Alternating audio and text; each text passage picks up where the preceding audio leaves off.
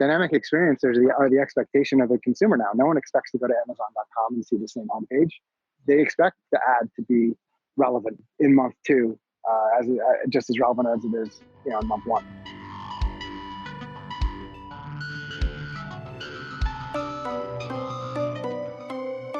Thanks for joining in for part 2 of my interview with Scott Simonelli, CEO and founder of Veritonic.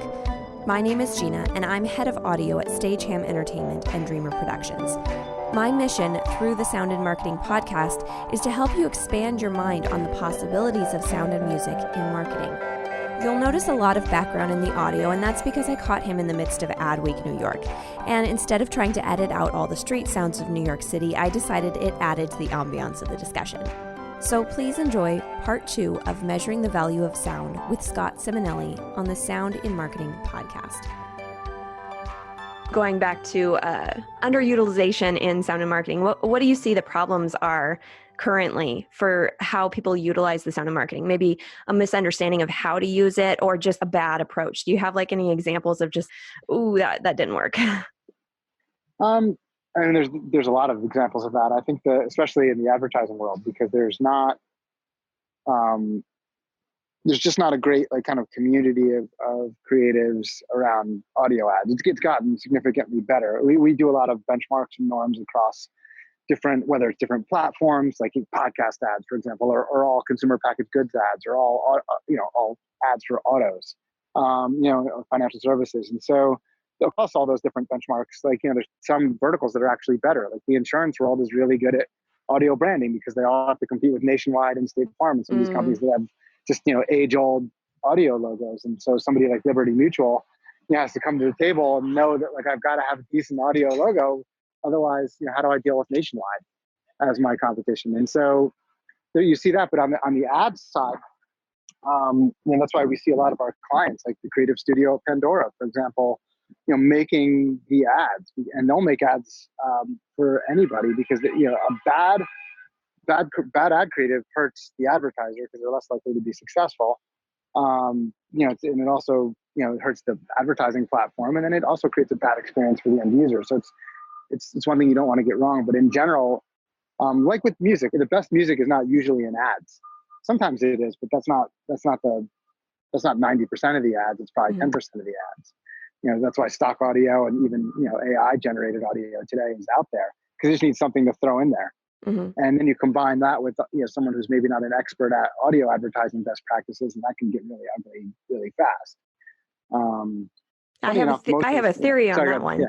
I'd love to hear it. My feeling on that, because I agree. I think that ad-based music or ad-placed music or whatever is not as good. And that's because they're grabbing it from a production library. It's already been generated. It's already been made with whatever the composer's idea in mind, or whatever the album project from the music library.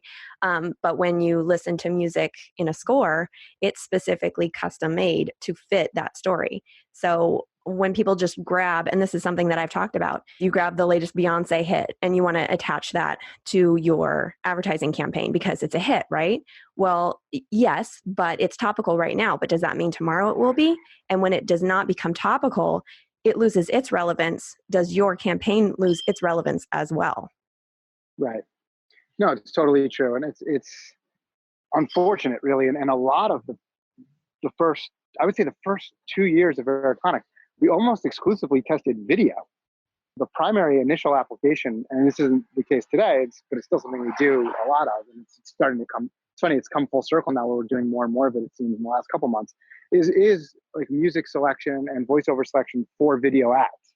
So talk about the slap together of the slap together. People are spending 95% of their time and money on the visual, and everybody knows, not just the two composers on the podcast, that the visual is not 95% of the emotional response to that ad.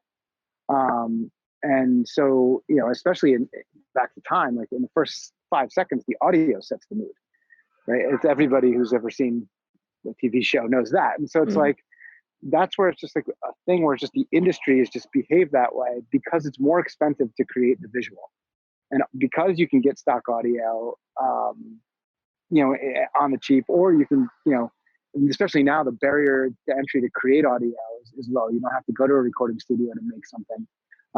Even if you are doing, composition or using, professional composition or custom audio, it's even more so. So it's really been a process to just get people to realize how important sound is, and change their habits, which is a hard thing to do. Like, just old habits don't die. And so the national brand advertisers that we work with, it's painful to watch, because they'll cut the whole spot.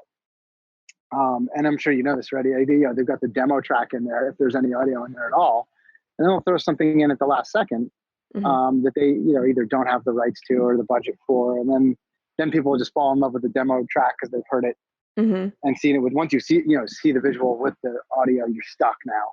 Yeah, it just sounds good to you because exactly. And so that whole process, and then you take that mentality and you bring it to audio advertising, and it's it can really in some ways just bring the whole thing down, because now you've got this audio is not important mentality, it's an afterthought, and then in my visual world, and then I'm going to just slap together some crappy audio ad, and then that gets thrown on a podcast in the wrong place at the wrong time, or on a streaming station, when I'm the My Pillow guy shouting on the classical station, and then it just really can really go wrong. And so that's where hopefully people start to, you just have to invest more time and money in audio. Not to sound self-serving about it, but it's not going to get better unless you do that.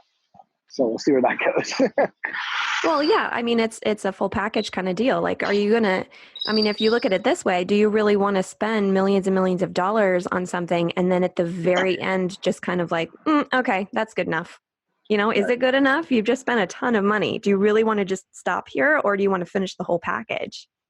Right. I would say there's a joke in our office. Actually, once a week, we get a call, and it's usually at like 4:00 on a Friday, from an agency or a brand where there's a dispute. Usually it's the agency, where they have chosen a piece of audio that is either A, more expensive than what they budgeted for, or B, they don't have any budget left, so it's some piece of stock audio they pulled off the scrap heap. And that's the agency, so they've got that. And then the client, either A, is not spending any more money on anything, or B, doesn't want the crappy stock audio, and they quickly need data to support whatever angle it is that they feel is the right thing they're trying to push the client to do. And then becomes a whole thing of like, well, this is a technology platform, you have to license it and all that. And it's like, every once in a while, those things, it goes the right way. Like, somebody gets some data to support their case, and they end up going with the better option. Which sometimes it is better to spend less if the more expensive option, frankly, isn't worth it. Or to your point, like, that's not something you should only measure before you've launched the campaign. You should actually look and see, is that Beyonce track or Taylor Swift track still relevant now? And at what point, if I'm measuring that on a weekly basis or iteratively, what point do I make a change? Dynamic experiences are the expectation of the consumer now. No one expects to go to Amazon.com and see the same homepage. They expect the ad to be relevant in month 2, just as relevant as it is, in month 1. Well, and even so too, like just hearing about, back to podcasts and everything, just because it's such an audio based platform, but like for ads, for advertisement within a podcast or in between songs or something like that, it can be so tailor crafted. Like, you can find out exactly your audience that's listening to this, like what device they're listening on, where they are, what other things that they've been listening to. Your ad can be so relevant, and like, wouldn't it just be icing on the cake to have the audio to back that as well? So you've got your message that's targeted to the right place, but do you really just want it to kind of flop on the end and not even be like the sound or the music that goes with that audience? You might lose them. Right. It's like playing a live show. You're going to change the way you're playing live based on how the audience is responding, assuming you're a decent live performer. And and that's and advertising. Oh, I think even the worst live performer, can tell when the tempo is too slow, or people aren't paying attention, or I'm losing them. And even if it's not necessarily music related, right? It's communication related, especially with audio and advertising. Making sure that you're getting it right is so important. With not just time as to when the ad is running and what's relevant, the context it's running in. So what is before, what are people hearing in the, this ad, or where is it in what context is it? Is it during a football game? Is it during a classical music streaming station? Is it during a podcast? And then also though, like we see a lot where certain ads achieve a certain emotion, or people, the audience responds real well to it, but it happens too late in the spot, or things like that. So like, we see, or you see people today where they don't mention the name of the brand in an audio only ad, which, people are just thinking visually. We've seen it. I mean, we see it every day in our platform, because one of the things we track is we ingest the text. And so, you can see brand mentions. And one of the things, like, a lot of the great performing ads, usually they mention the brand early and then again at the end. And it seems like 3 times is actually a best practice there. And there's no silver bullets, but that's like a best practice that we've observed. And you'd be surprised how many audio ads, never actually say who the ad's for. And even worse, a lot of them mention their competitor 5 times. So like people hear the ad and they're like, oh, they don't even know who that's for. Oh, goodness. Yeah, that would be unfortunate. What would you say, what's happening in sound advertising right now that gets you excited? Frankly, it's things like the conversation we're having today, where people are actually like talking about the craft and doing things to just kind of come to the table and say, we want to make great audio creative. And just that desire and the conversation around being good at this, right? Like then that to me is the thing that's most exciting. More tactically, it is the addition of more technology to the space, because today in today's climate, technology is advanced enough where it doesn't inhibit people's ability to be creative and kind of do things. Whereas like, it's not slow in its response. It's not like we're going into a focus group and trying to find 300 people and having them do punch cards and then waiting 3 weeks to find out what people thought of the music. Because you can get, as we just announced today, you can get, instant, baseline data on how somebody's going to respond to something they're hearing, and that predictive ability is amazing. And it's not just what we're doing that is exciting. It's other businesses doing similar stuff, because when you can find out really quickly and specifically, how people are responding to what you're creating, that gives you a lot of power. And that, to change what you're doing on the fly or to react to that.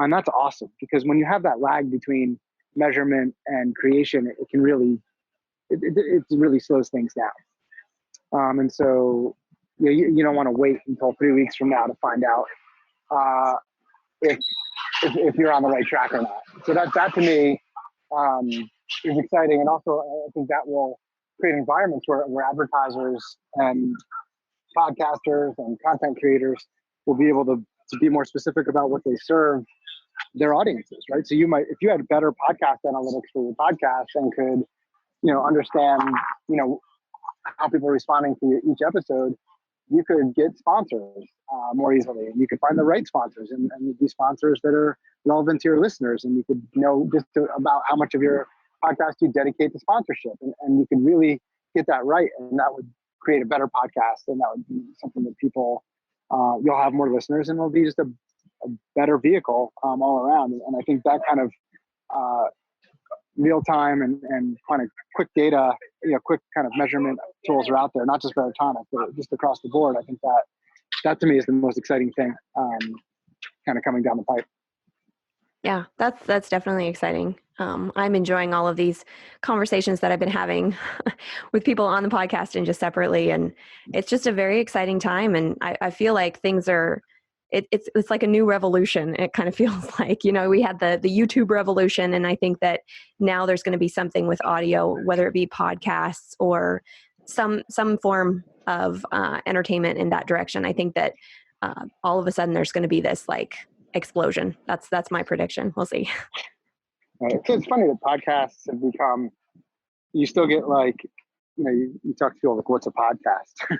You still get that. Mm-hmm. And it's just funny how something so subtle can be so different, right? It's just radio on demand. Mm-hmm. The only difference between a podcast and any other audio content, is the fact that I can listen to it when I want to, versus like, I'm going to listen to, as a sports fan, like, back when I lived in the city, like, you'd listen to, Mike and the Mad Dog at 4:30 or whatever. And that was like, something you would do. But now it's like, you don't have to wait till 4:30 to get that content. And that's like a different thing. And now other formats, you see like, everything from drama and fiction and comedy and all these other things. This is audio that I can get whenever I want. And, podcast in some ways has just become the name for it.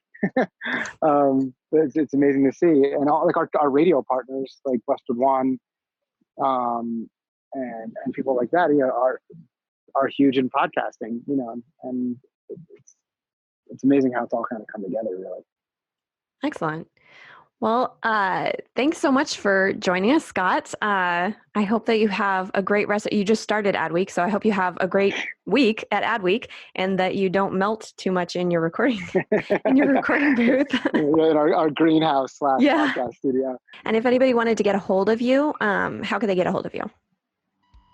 Scott at Veritonic.com. This podcast is here to educate on the power of sound, the possibilities of sound, and the accessibility of sound in marketing to all brands, both big and small. Sound marketing is a great way to break through the noise that visual marketing creates. This podcast breaks down what has happened, is happening, and insights on what's happening in the future. You can be a company of one or a company of 1,000. Sound marketing is accessible and affordable for us all. I hope you enjoyed today's episode of Sound in Marketing. Don't forget to follow and subscribe on iTunes, Spotify, Google Play, iHeart Radio, and Stitcher. For a free month of Stitcher Premium, go to stitcher.com/premium and enter promo code Sound in Marketing at checkout. To get a hold of Scott, you can email him at scott@veritonic.com or visit the Veritonic website at veritonic.com. To get a hold of me, you can find me at Dreamr Productions. That's DREAMR Productions.com, LinkedIn, and Facebook. You can also email me at Jeanna, JEANNA, at dreamrproductions.com. I'd be happy to chat about any and all sound and marketing questions, so don't hesitate to reach out. All links will be provided in the show notes for this episode. Let's make this world of sound more intriguing, more unique, and more on brand.